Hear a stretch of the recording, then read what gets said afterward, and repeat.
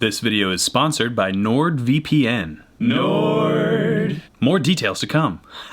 So recently I reacted to a list from the YouTube channel WatchMojo.com where they claimed the 10 hardest possible rock songs to play on the guitar, and I had some quibbles with that list, and well, now they are at it again. The top 10 easiest famous songs to play on the guitar. There's always some stipulations, but I usually tend to disagree slightly, but not as much as the comments section on these videos. WatchMojo knows less than my dog about guitars. Well, I actually have a tone hound, so had I made that comment, it actually wouldn't be that big of an insult. So basically, the songs you shouldn't play in a guitar store.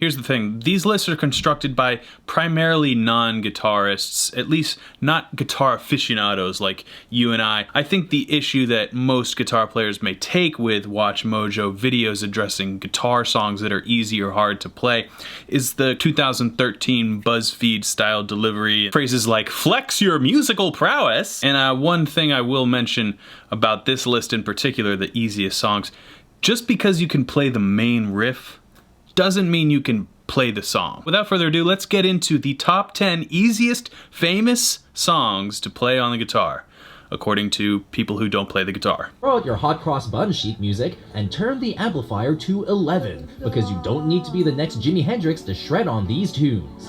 Ugh. I mean, a guitar player didn't write that. Number 10, TNT. AC/DC, with an electric guitar with the distortion turned all the way up. With enough practice, you may just be able to play. Whoa. Distortion turned all the way up? AC/DC barely used any distortion. That was the whole thing about their tone. Misleading, WatchMojo. Don't tell the kids to turn their gain all the way up. You know, an E power chord, an A power chord, and a G note, the intro riff can be effortlessly replicated. That is pretty easy. But it's saying you just need to know an A power chord, an E power chord, and a G note. You're leaving out the very beginning intro. I mean, that's what I would consider TNT. Is there a better intro than...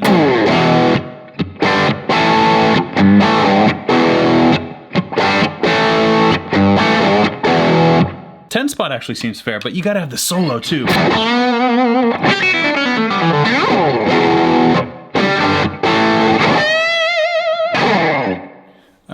Anyway, I would give this one a pass. 10 seems reasonable. Number 9, Knockin' on Heaven's Door. Bob Dylan. This song has been successfully covered on several occasions.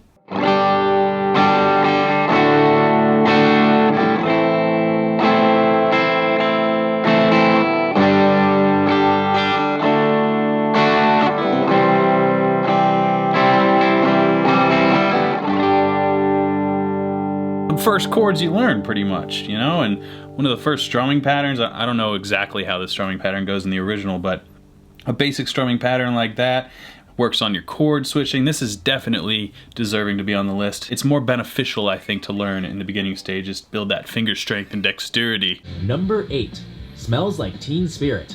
Nirvana. For those just starting out, power chords are very easy to learn, but take time to... Whoa!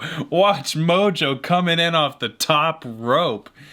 Power chords are easy to learn for those just starting out? I beg to differ. Just look at my wife learning power chords for the first time. Finger on the third bird. What? Yeah, next string down.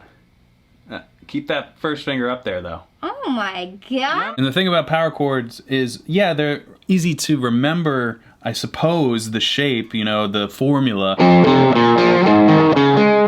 But moving that and maintaining the distance between your fingers, that's where people always get slipped up. They'll start like this. When they want to move up here, it'll kind of close the gap.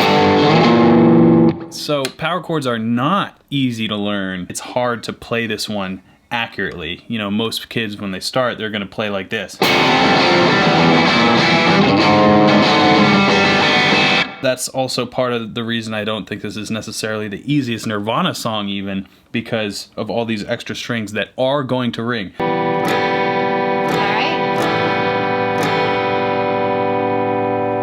Does it sound right? I don't... Yes? As long as you have a thumb, pointer, and ring finger, you will be able to play a whole array of rock songs. Wait. What do you need a thumb for with power chords? Are they telling me to play with my thumb?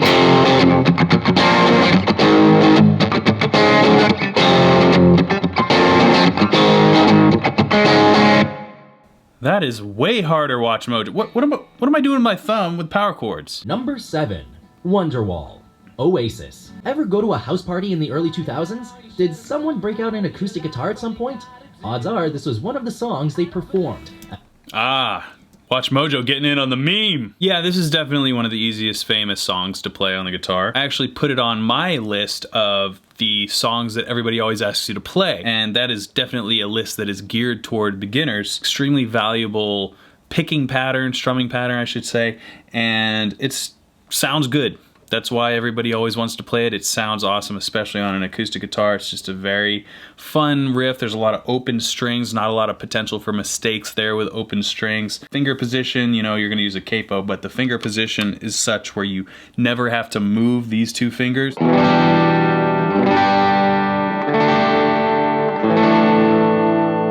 And then the picking pattern.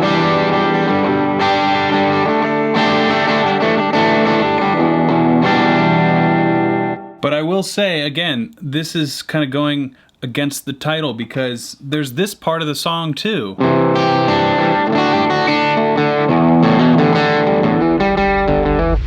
Hey guys, quick break to talk about our sponsor NordVPN. Right now you can get a huge discount on a 2-year subscription to NordVPN if you go to nordvpn.com/musiciswin, and if you use my code MUSICISWIN, you can get an extra month for free. Now, spoiler alert, that's not really a spoiler. The second song on our list that we're going to get to is Seven Nation Army.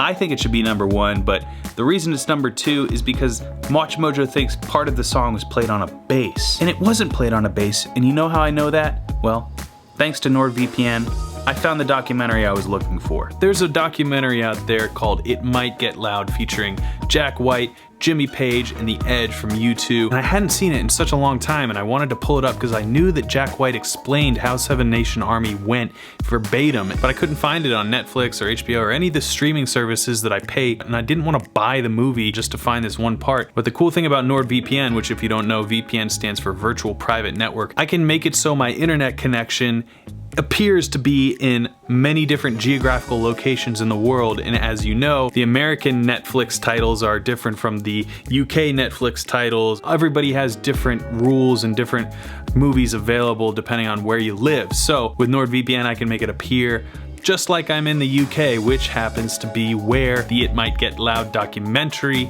was available. Because I always thought it was Jimmy, the could you, bass that opened the song. It's just an octave down. Okay. The whammy pedal octave down, and then. See? The NordVPN servers are super fast, and you can have up to 6 connections, so you can have it on your iPhone, your computer, your laptop, your tablet. So stop letting other people peer into what it is you're doing on the internet. Take control of your internet again. Go to nordvpn.com/musiciswin to get a huge discount on a 2-year plan of NordVPN. And when you use my code MUSICISWIN, you'll get an extra month for free. Thank you so much to NordVPN for sponsoring today's video. Now, let's get back to the list of the top 10 easiest famous songs to play on the guitar, according to non-guitar players. Number 6. Good Riddance, Time of Your Life, Green Day. No, this might actually be the hardest Green Day song. If you prefer to play just like Billy Joe Armstrong, it will require a 5-part picking sequence with each chord, but it sounds a lot harder than it is. So why is it on the easiest famous songs to play on the guitar list? Why wouldn't you put Brain Stew?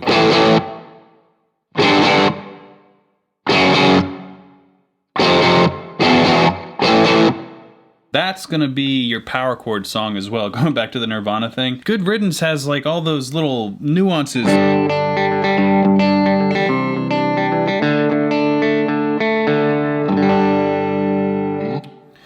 Let's move along. Number 5.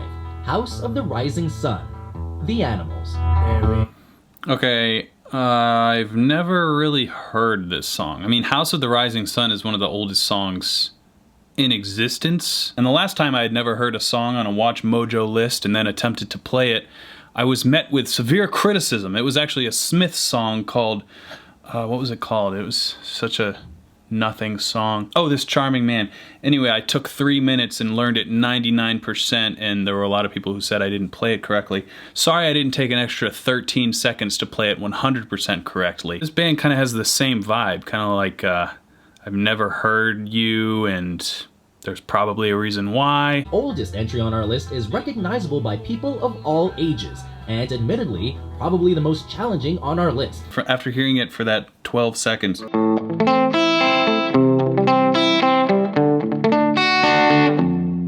Ooh. Yeah, that. If I can't play it right away, it's not easy. Let me see if I'm doing it right. I'm just gonna watch this guy's hand. Of all ages, and admitted. The old. Oh, I think I'm making it harder.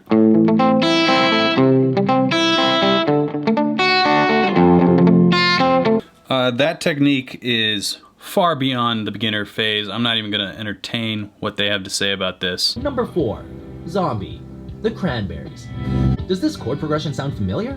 That's because these 4 chords of awesome lay claim to countless famous songs, not the least of which is the perpetually catchy Zombie chorus. And they're just saying 4 to... relatively easy chords open up the possibility of playing Eminem's Not Afraid and One Republic's Apologize, to name a few. Okay, so they're saying to learn a chord progression, and that covers a million songs. So that's kind of a cop-out, right? This isn't an actual song, this is just a million songs.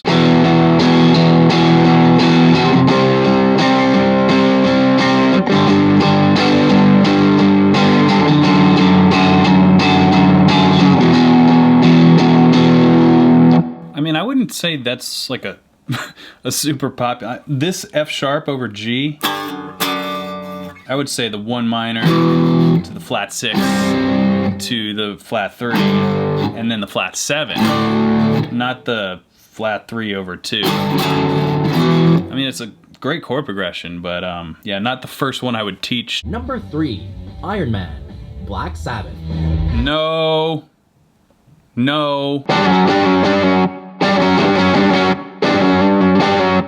Whatever way you want to play that, it's not easy keeping the distance as nuanced and perfect between that little half step. The use of power chords requires just your pointer and ring fingers. Wait, no thumb this time? I would much prefer they learn... That's the Black Sabbath song you want to learn. Unless you know you're gonna learn... Look, I can't even play the intro to Iron Man, it's so hard. Number 2, Seven Nation Army, The White Stripes. Using a bass for the verse portions of the song, an electric guitar enters into the equation during the chorus. Fun fact, there were no basses on this song. Jack White just used a Digitech whammy pedal and put it down an octave and played it on his guitar. Sorry to be a snob about it, but it's true. But yeah, definitely. Anywhere you play that riff, it's an absolute must know. I would put this number 1 above what I'm sure is going to be Smoke on the Water. Let's just find out. Number 1, Smoke on the Water. Yes.